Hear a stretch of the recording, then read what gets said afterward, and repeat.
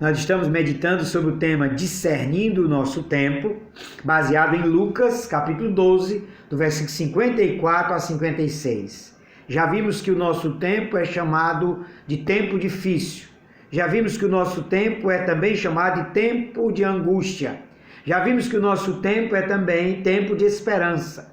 Já vimos que o nosso tempo é tempo de apostasia.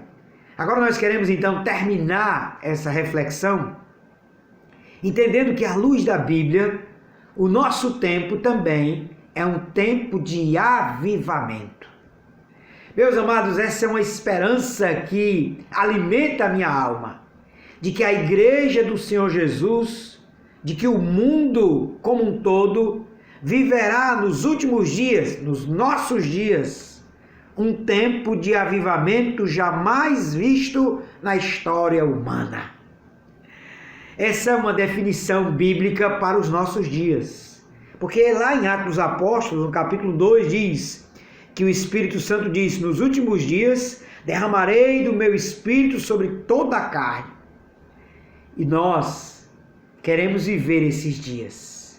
Dias onde o Espírito Santo estará ministrando aos corações. Dias onde homens e mulheres estarão sendo cheios do Espírito Santo para profetizar, para proclamar, para anunciar o reino de Deus e que multidões se voltem para Cristo.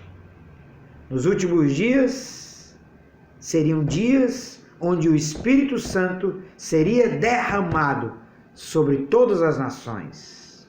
Este derramamento se constituiria no último e no maior avivamento da história da igreja antes da volta de Jesus. Nessa ótica, nós podemos afirmar que estamos vivendo pela fé o tempo do avivamento. Isso porque o Espírito Santo tem agido no nosso tempo como nunca antes na história. Estamos numa época de curas, de poder, de unção, de libertação, de conversões e de manifestação de dons espirituais. Eu creio nisso e eu creio que nós viveremos isso muito mais nesses nossos dias. Ao fim dessa pandemia, eu creio que a igreja não será mais a mesma, de que nós sairemos dessa pandemia com um grande avivamento, onde a igreja estará proclamando o evangelho em todos os cantos dessa terra, onde multidões se voltarão para o Senhor, onde as pessoas estarão se congregando ávidas de querer conhecer mais a Deus e a sua palavra.